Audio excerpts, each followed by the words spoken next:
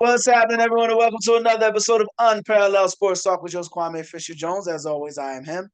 And talking a little NFL, so I'm joined by my man Chris Franklin of NJ.com, general assignment reporter. Yes, football Sunday, man. Playoff Sunday. You ready for that action? I can't wait. We finally got here. It's one of those things where you look at the season, it goes by so fast. And it's like, It wait, does, actually. football's almost done. It's crazy, but it's gonna be good football in a way. Yeah, it does. It does go by fast. It's like it does feel like just yesterday I was telling you how bad the Jets and Cowgirls were going to be, and you were trying to tell me how good the Cardinals and Cowboys are going to be. It does feel like it was an hour ago, but nevertheless, we are here. So we're going to break down the AFC matchup. You know what? Check that.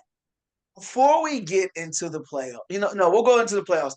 We got to talk about Jerod Mayo and Antonio Pierce. We got to get into that before the show's over.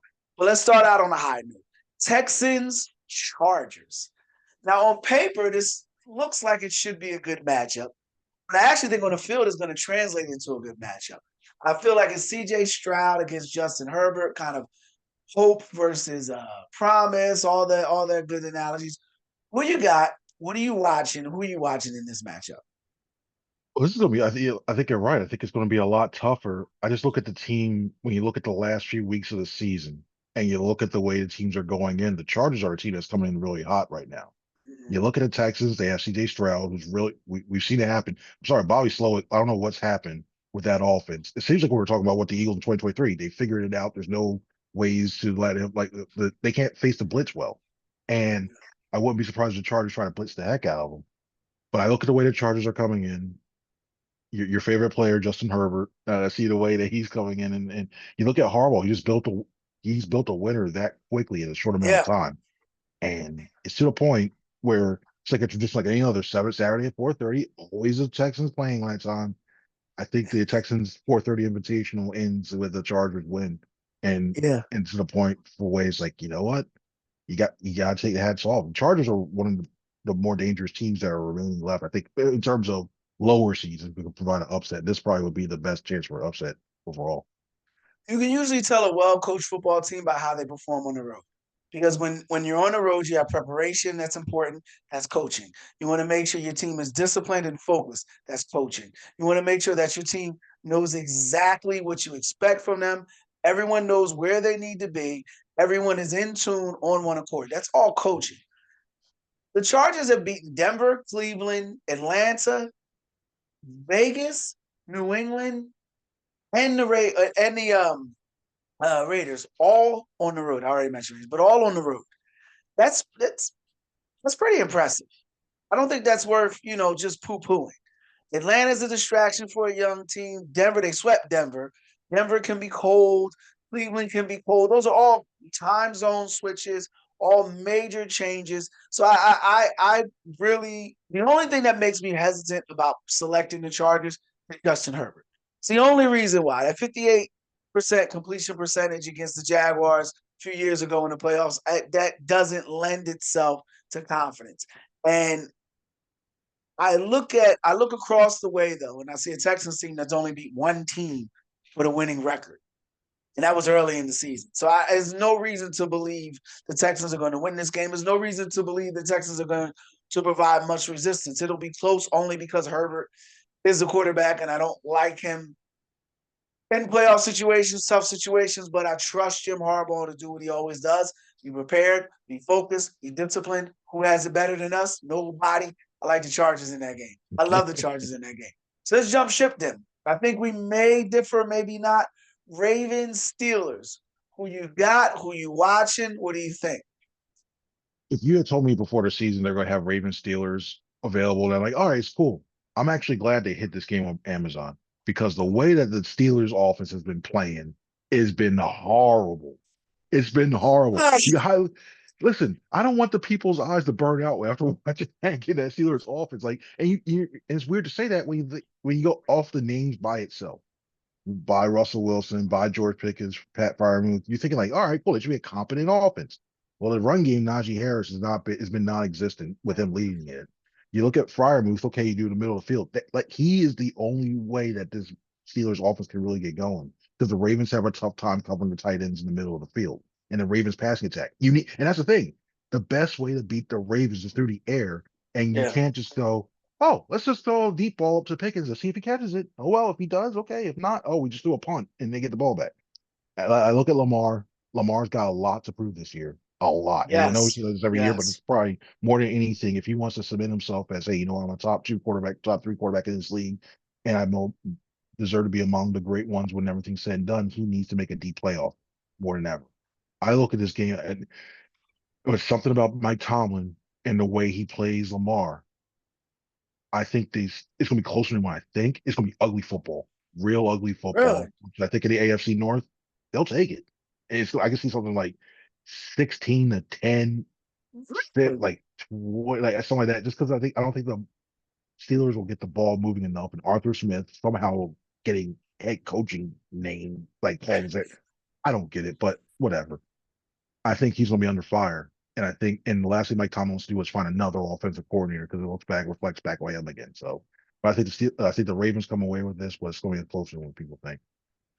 The Steelers' problem has been quarterback. It remains quarterback. It'll be quarterback. Ben Roethlisberger was, if his prime was at 9 o'clock, he was resting at about, let's say 4 o'clock. So meaning he was well past his prime.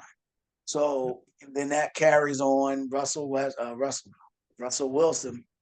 Once was he 174 yards in the last 4 games? 174 passing yards in the last 4 games. They've lost 4 straight by three of those by double digits. Yikes. Right. It's a divisional game. So that lends itself to it being more competitive, but I don't see that happening. Conversely, flip the coin.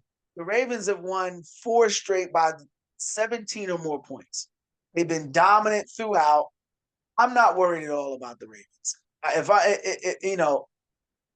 I would be more concerned if I was Pittsburgh, I would be more or less likely to scream blowout if Tomlin wasn't on the other side. But I think that mystique for him is well gone. And when I look at what Lamar has done, you said he needs to go on another playoff run. Think about that. Another one. Like, so he's done it once, but we need another one. On the other side, I believe it's Super Bowl or bust for the Ravens. If they don't make it to the Super Bowl, then the season was a waste. Despite what Giannis may want to say, the season's a disappointment if they don't at least make it to the Super Bowl. But this will just be not even a pebble in the road. I think they roll over the Steelers. They do because the Steelers look bad. And it reminds me a lot of what the Eagles looked like going into the playoffs last year. 1 game, aberration. 2 games, we had some bad claim chowder. 3 or more games, we're done. We're done. We're ready to go home. We're ready to bounce. So, and then what will the coach look like? What will Tomlin look like if they lose again? And that's I say that out there at the very end of my statement because I think they're going to get smoked. I think they're going to get railroaded. I think they're going to get flat, get their body rocked. Like I'm trying to think of a funny analogy and I can't. But with Tomlin, what does that say about him at this point? Because we're years away from that Super Bowl win. And do you think Pittsburgh needs a new voice? Or do you think it's just a matter? Because the quarterback position isn't getting fixed this offseason. And obviously, Fields isn't the answer. We know Wilson isn't the answer. So you're coming back with the same, with the same retreads. It's just a different car, but it'll be the same type of retread. When they lose, is it time for Tomlin to walk away from Pittsburgh? I don't think so because we've seen too many times in this league where you have a competent head coach, a guy, and I've been watching now AFC Hard Knocks, the AFC North and Hard Knocks, and the more and more I see it, the more I come away and more impressed with that because Yeah. you look at that roster, it's like how did he get 10? How did he get to this team to a playoff wins? I know South sacrilegious saying, oh, you got TJ Watt and the other guys I mentioned beforehand, but it's really tough to do it. And he finds new ways to deliver the message because he's not like one of those coordinators, like you see all these hot name coordinators going, well, I can scheme up this thing and that. Oh, wow, nice. But can you lead men? It's tough to do That's that. all. Yeah. And I see he's a leader of men. So I think he's there as long as he wants. I think the Rooney Yeah. family want him there as long as he wants. And unless he gets burnt out and says, you know what, I need to take a break a year or two off away from football and get that fire, which look from what we've seen doesn't look like that. I think he's there for a long haul. I think if anything, I'm looking at the general manager. I'm looking at that front office. Saying, get this offense another wide receiver, whoever's the quarterback. Just get him another wide receiver so you're not playing. It's basically Pickens or bust, or it just spreads everything else. It opens up so much stuff. You don't get to miss on quarterbacks and rebounds, so that front office is definitely on the clock. My thing with Tomlin is what are you? He's a football coach. So if he's going to coach, why not just stay in Pittsburgh? Like that's the tell that's what for me. That's the end of the story. But I do wonder if they lose the way I believe they're going to lose. Will the vulture circle now? One transition to the game, I am very intrigued by Buffalo Bills and the Denver Broncos. On paper, the Broncos are going to get railroaded. On paper, Broncos have no business being mentioned with the Bills. On paper, the Broncos feel like they probably just going to show up, take their participation trophy, and go home. But as they always say, Chris, the NFL stands for not for long, and you don't play the game on paper. Those are my bet. Those are the longest running cliches I've heard. For some reason, I think this is going to be a good game. Am I crazy? No, you're not. And just the overall, I think when you look at this, the playoffs on both sides of the conferences, these are probably the two of the best lowest seeds in terms of. Now I know Green Bay made that run; they won the Super Bowl. The Ravens have won as a wild card. From the lowest in terms of lowest seeds, like the lowest in that conference, Broncos is one of the best teams to ever come in. Like they going now, and this is going to burn coming out my mouth, but you have to give credit to Sean Payton for the way that he's actually gotten these guys playing for that one too. And the key for them is going to be is Bo. They can keep it close, but Bo Nix is going to turn the ball over. He's going to throw an interception. It's like clockwork. Death taxes Bo Nix turns the ball over at least once. Always going to happen. It's a matter of just limiting when and where it's going to happen. And the Buffalo, we look at the Bills. I mean, Bills Mafia has been waiting for so long time. I think they're confident. I look at the way that this team is playing overall, and Josh Allen, we know that one too. He's playing MVP type football. He should be. He's going to be the MVP. I think overall that, and Yeah, I see the way he's I believe playing. Yeah, he's the MVP, and I think we'll see that again. He's taking that. And I think the Bills defense, if anything, I think this Bills defense is going to solidify itself and make his presence known early and often. You blitz him. There's a lot of pressure on Nick's first NFL playoffs. Yeah, he's going to be feeling it. And I look at them. I actually kind of think if they get at least two turnovers, if they do get two turnovers, then I know it's going to be like a 28-13, 28-14 type game. If they don't turn the ball over, it could be a one possession game. But I still think the Buffalo Bills go advance in this one. I think it's close throughout, and then they're driving. The game's still technically in the balance. The Bills get like a pick six or some sort of major turnover score right there. Put the nail in the coffin, and then the score reads finally the Bills win by like 17. But we all know it was much closer than that. And it shouldn't be. But you just got a weird feeling. I just got a weird feeling about this one. One I do not have a weird feeling about is the Rams and the Vikings. I don't think this is going to be close. Stafford hasn't played well the last few games going into the playoffs. The Vikings have played well throughout the year. It's going to be in Minnesota. Minnesota is a tough place to play in. I don't believe it's in Minnesota. You check it, It's making me not. look. No, it's in Arizona now. They moved that game. They moved to Arizona. Yeah, because of So yeah, wildfires. Yeah. yeah, I don't see any reason why the Rams win this game. Am I wrong? See, I thought about that, and Kevin O'Connell, like something about McVay assistants going against former McVay assistants going against McVay himself. I thought if it was still in LA, there's barely a home field advantage there at all. Like, if anything, those teams that I think with this game now in Arizona, whatever shot the Rams had of winning that game is all gone.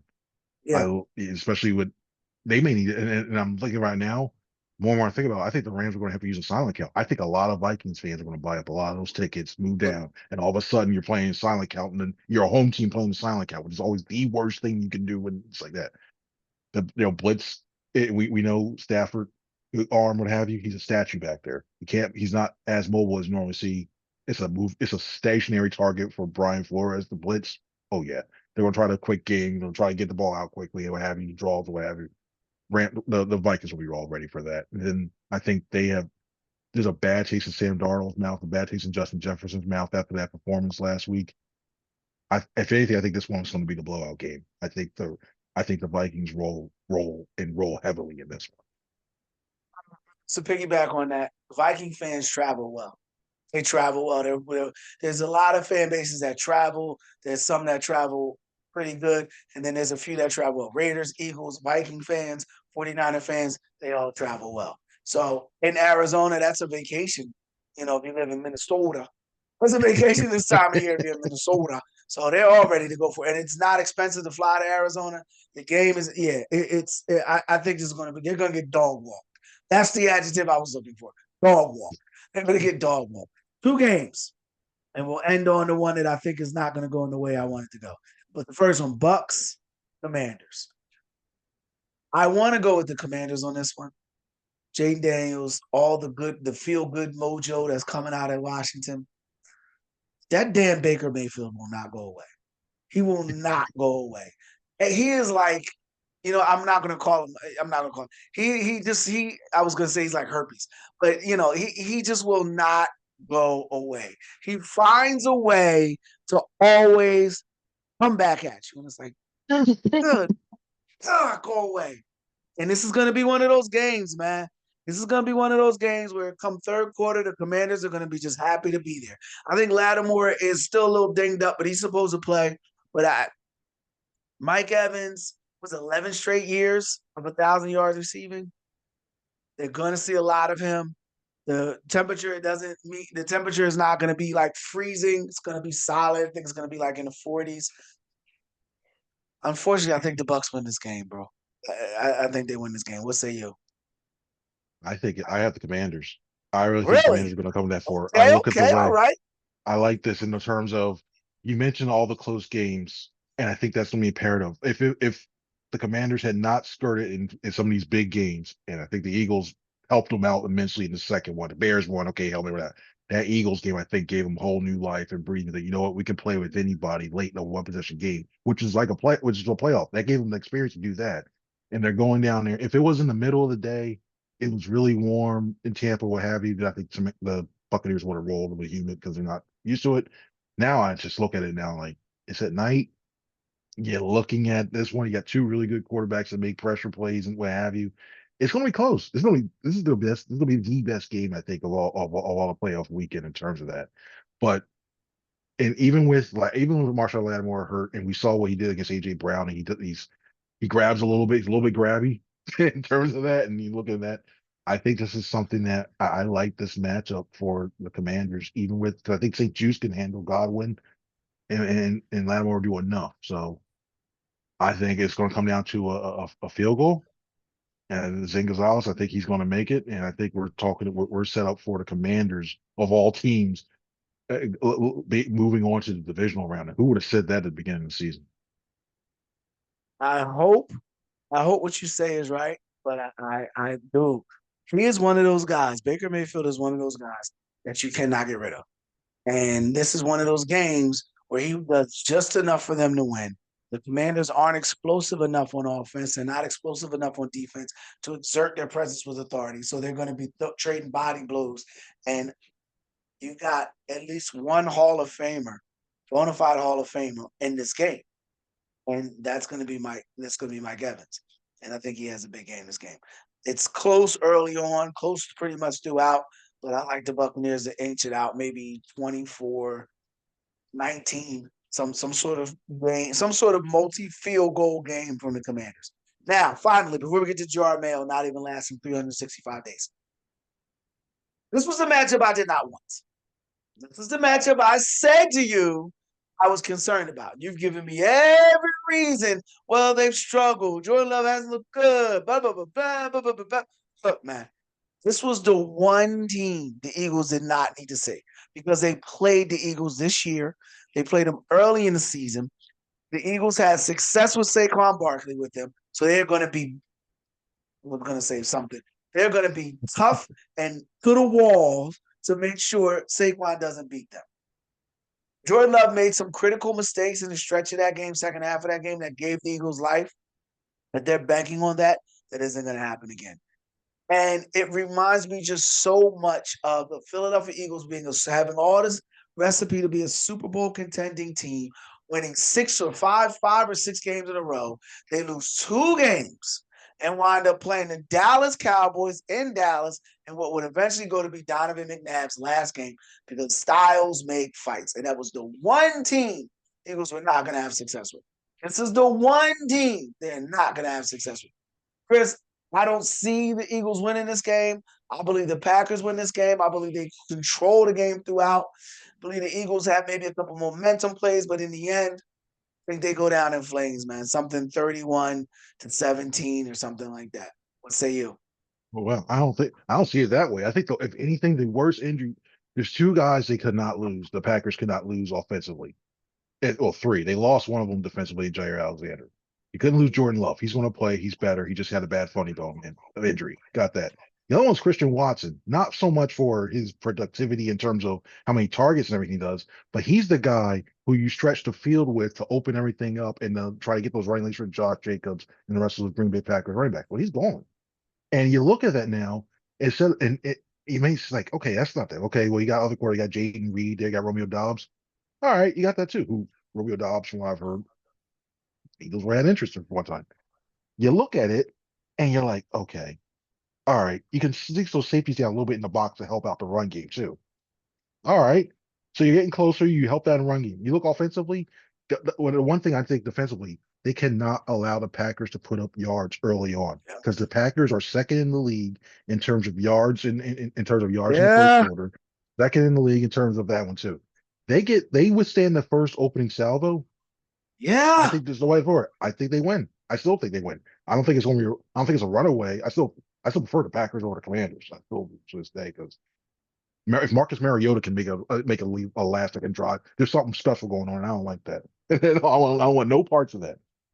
But I look at the way this offense, like you can say Saquon, okay, what have you. AJ Brown and Devontae Smith are back. I know Devontae has the back tightness, he's going to play. AJ Brown on the outside, you got him going, and what like even he's not 100%, he's going to play. I still feel comfortable with that. Dallas Goddard's back. There's only other times this season you had all three of those guys together. Yeah. So now you got Goddard operating in the middle. You got those guys running the outside. Oh no. Well, we can't, and like I said about the Eagles putting their safety closer, can't do that same now. So Barkley has more running lanes to go. So I dare you going to blitz him? Well, it hurts coming off concussion. That's the one thing I think you have to worry about. How rusty is he early? And he's cleared the protocol, but how quickly can he recognize what's going on in front of him, whatever what Jeff Hafley's trying to do? I think he does that. I think the Eagles win something to along the lines of 28-20, something like that. Nothing barn burner, but enough that they get enough by to scrape by and they go on. From your lips to God's ears, because I don't see it happening. You mentioned all the reasons why it lines up for the Eagles. The Packers are offensively a very efficient team. They're in the top 10 in like yards, passing, completions. Like they're up there with everything. So it means that they're a consistent football team. Consistency usually means you can beat them with talent and big plays, which the Eagles have. Right? Just the Jalen Hurts turnover that he always manages to do could lead to points.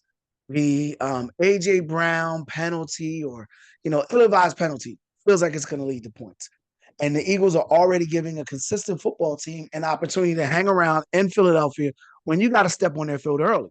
You step on their field early, you remove the life out of them, then you can go ahead and dominate. I just don't like it. I don't like the matchup.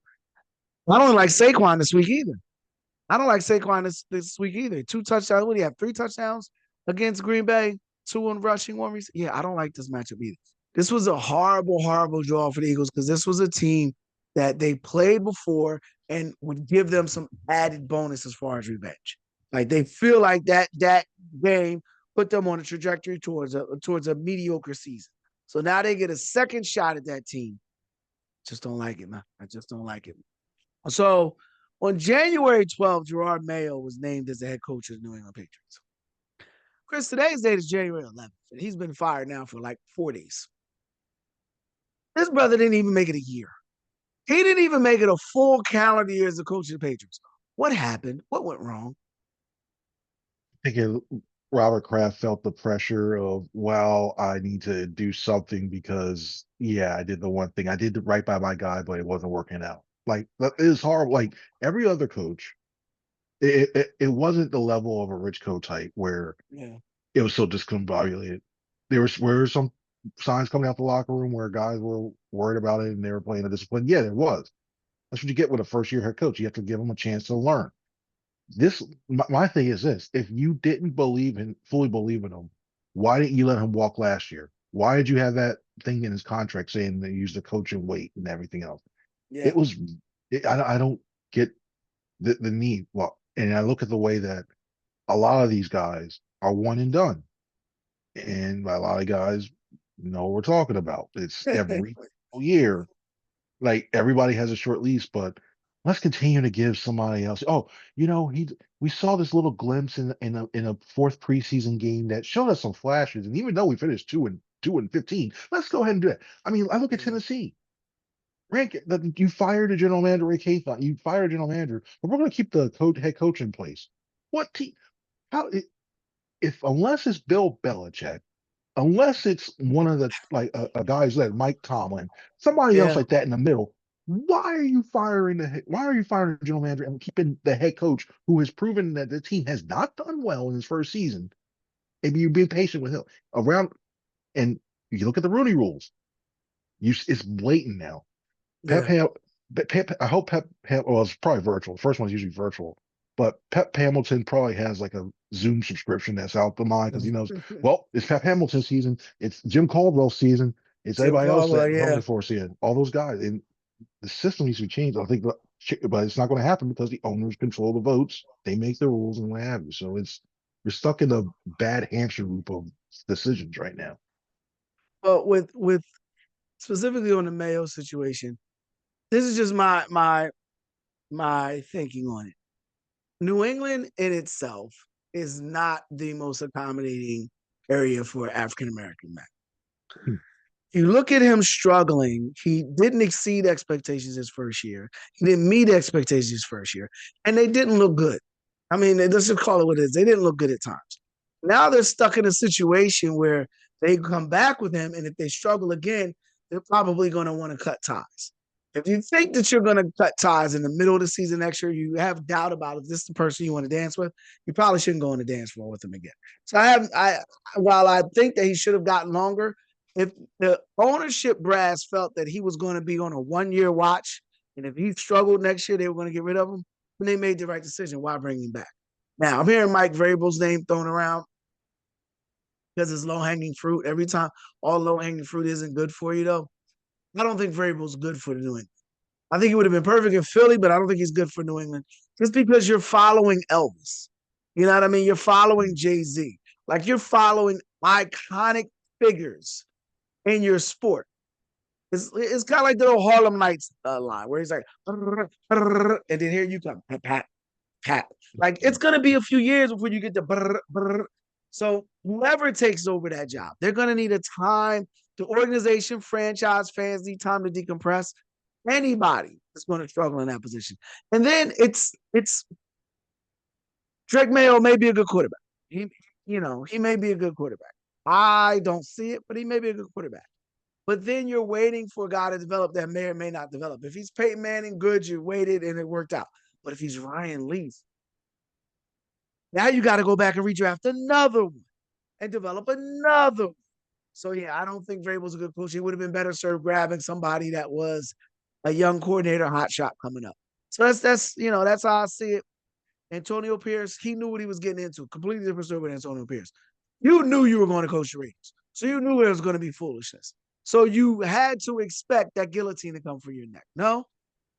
Well, yeah, well, especially when once they announced Brady was going to be the owner of have ownership stake, you knew he wasn't going to be hands off. Brady's going to be the type where I don't want to put too much work into stuff because I want to be my family after everything that happened with him.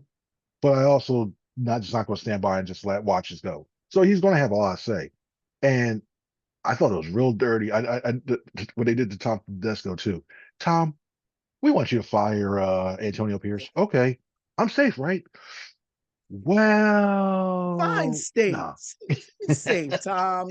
It's safe. Now I agree with you. And Wouldn't it make more sense for Vrabel to go to Oakland? I mean, excuse me, Las Vegas, because of his connection to Brady.